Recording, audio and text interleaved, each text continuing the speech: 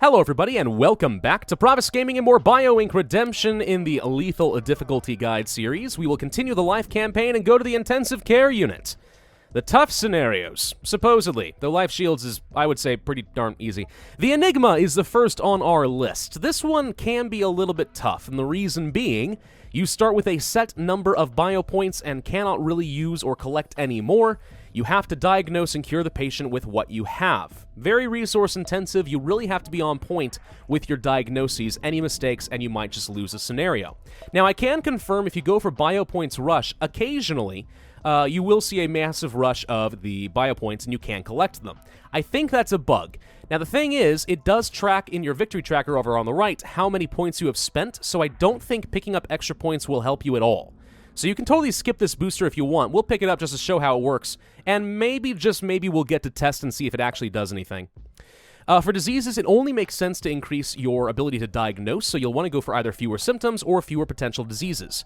I have said before that I like the idea of having as many symptoms as possible because when I narrow down a disease, if it has all of the symptoms, then that's actually helpful to confirm that, yes, that is probably what the patient has. So I like leaving symptoms. Instead, we're going to have fewer potential diseases because I tend to click on the symptoms over on the left and highlight the potential diseases, so this is helpful for me.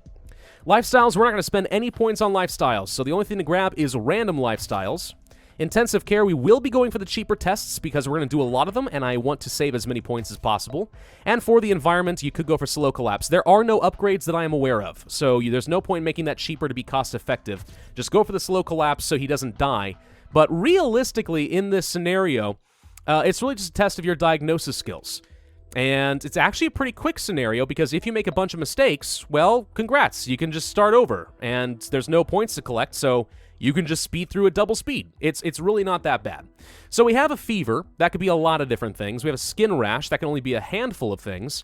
Leukemia. We had this problem last time. Hey, look, he has weight loss, fatigue, and skin rash.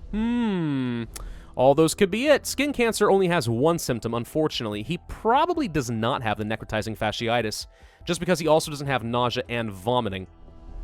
Might have skin cancer, but you know what? Leukemia has kind of done this to me before. Let's give that one a shot and see if we can detect it. Now, you may say, why don't you just sit here on the biomap and try to diagnose every single one since you already have all your points and then just move on from there? You can. The advantage of, if you can diagnose and cure something, it eliminates a few symptoms, which helps you narrow things down so you're not getting sidetracked. Now, what are the odds he has something like tuberculosis, weight loss, and fever?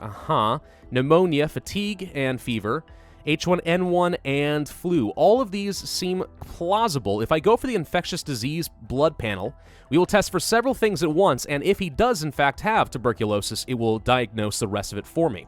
In my opinion, you really want to start at everything on the end of the trees here because it saves you so much diagnosis time and points, which is kind of significant. Over on the heart, we have paralysis, we have chest pain, swelling, bruising, dizziness, a lot of different things. He might have a brain aneurysm. He almost certainly has a stroke. So a brain MRI test would be good. It also will check to see if we have Alzheimer's and Parkinson's, which is great. He could have a heart attack, but the arrhythmia is not super likely. Angina is pretty likely, but he doesn't have high cholesterol. He probably has blood clots and deep vein thrombosis. He might even have post-phlebitic syndrome and pulmonary embolism. We will do an ultrasound and just check for all of those. See if any of that makes sense. In the renal system, you have a fever, frequent urination. Frequent urination can only be a handful of things. That could be diabetes, lupus nephritis, or chronic kidney failure. Let's see how the kidney infection turns out, but if it's not, I'm willing to guess that he might have lupus nephritis. He definitely can't have this because he doesn't have the kidney cysts, so he might have this. Does he have lupus? Possibly. Photosensitivity, that could be as well. You know what? I'm actually okay with going for a kidney biopsy right off the bat. And now we're going to sit back, we're going to wait for some diagnoses to come through, see what the damage is before I waste a lot more points on diagnoses. Anything I can use to help me confirm or deny whether something is a thing would be great. Blood clots is definitely a thing, but not deep vein thrombosis. So let's go ahead and cure this. We're still working on the brain MRI. He definitely is going to have hypertension. Can he have angina if he doesn't have high cholesterol, though? That's the thing I'm not too sure about. We're doing a leukemia test. What about over here? We're doing a brain MRI test as well. In the immune system, we're ultimately testing for lupus by doing lupus nephritis. He could have sarcoidosis. He might have... Nope, doesn't have Addison's disease because he doesn't have immunodeficiency. What about male diseases? Not prostate cancer, not hair loss. He might have hemophilia. We could do a metabolic panel, which would test for a lot of different things, but it will test mostly for things that I'm not too worried about. Potassium deficiency and so on. There are other ways we can test for that. Skin rash. I feel like you probably have muscular dystrophy, so let's try and grab that and see if we can save ourselves a potassium deficiency and chronic muscle cramp diagnosis as well. Again, it's just about being cost-effective. And when you do find things, you want to go for the cheapest cures possible. There's leukemia. Oh, but we do not have tuberculosis. All right, that's been confirmed. We do, however, have lupus nephritis. All right, so that's a thing. Let's go for the cheapest possible cures. Save our points. There's no reason to wait. We have them all to begin with in the bank. So let's go for that next. Leukemia is done. Chemotherapy. Okay. So he did not have sepsis. Right, because that's what we test with the infectious blood panel. He does not have a kidney infection. We're already curing all this, so swelling, bruising, shortness of breath. He can't have kidney failure because he doesn't have kidney cysts. So I'm going to say shortness of breath and stuff, and swelling and bruising has to be something else. Skin rash. If he still has this going from leukemia, then he has it from something else. I'm going to guess he has skin cancer. We'll do a skin biopsy test. Paralysis, we're already working on by testing for the stroke. Muscle weakness, we're testing with muscular dystrophy. We could do a quick hemoparalysis test with a neurological exam. That would also test for insomnia, I suppose, so we'll do that. Muscle aches could be a lot of things. Probably the chronic muscle cramp, which we're about to find out for sure. He could have bronchitis or the flu, but we can test for both doing a stethoscope exam, so let's go for those as well. All right, so now we have found the stroke and the hypertension. Knew that was going to be a thing. Let's go for the cheap aspirin cure, and for hypertension, we'll go for the cheap diuretics.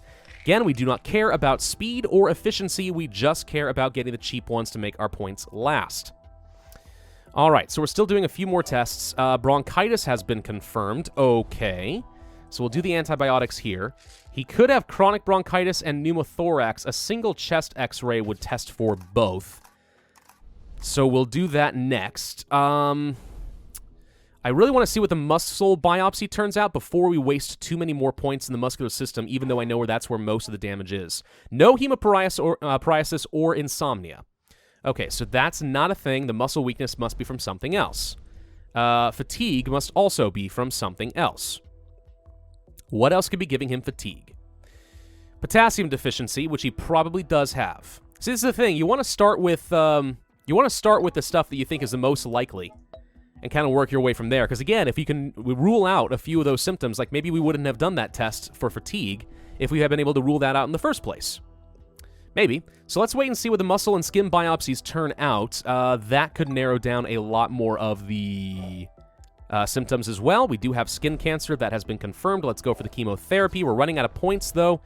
And that's not for a lack of effort on my part. It's because there really isn't a lot to go around. We'll go for the physiotherapy, we'll go for the aspirin, we'll go for the potassium supplements, and that's all we've got. No more symptoms. That should be it, actually.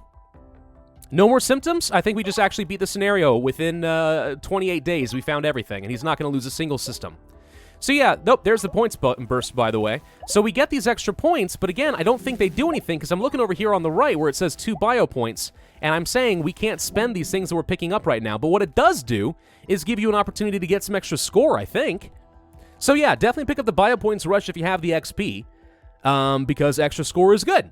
Skin cancer should be cured. Now we just have to wait on the muscular dystrophy, but he's not going to lose a single system, which is just fantastic. And yeah, you still see some damage in a few of these, but that's because we had to go for the less efficient treatments. So even though we did cure everything, it wasn't a very effective treatment, which means he still takes damage. Don't be too distracted by the momentum. Use it as a guide, but not an absolute law. All right, patient cured. That was actually remarkably easy. Not bad. So yeah, starting at the end of the tree, if you can narrow things down reasonably, is good, because it saves you a lot of diagnostic time. In fact, you have to on lethal difficulty, because we would not have had the time or the points to work our way gradually down the trees. You're going to have to be bold in this scenario. If you make some mistakes, the good news is it's a very fast scenario. So you can simply restart until you get it right. But I would say if you miss... at least 12 points worth of diagnostics, you probably are going to lose. I mean, you could have just checked mine right there. Someone do the math and find out how many points I wasted from a couple of misdiagnoses. And that'll give you how much buffer you've actually got. All right, so that's it with the Enigma. That is arguably one of the hardest in the intensive care unit stages. Multitask can be annoying, but not outrageously difficult. Life Shields is pretty easy. We'll come back to that next time, though. Thank you all for watching. I do hope that you enjoyed. If so, then be sure to hit that like button, leave a comment, and subscribe, and I will see you guys next time.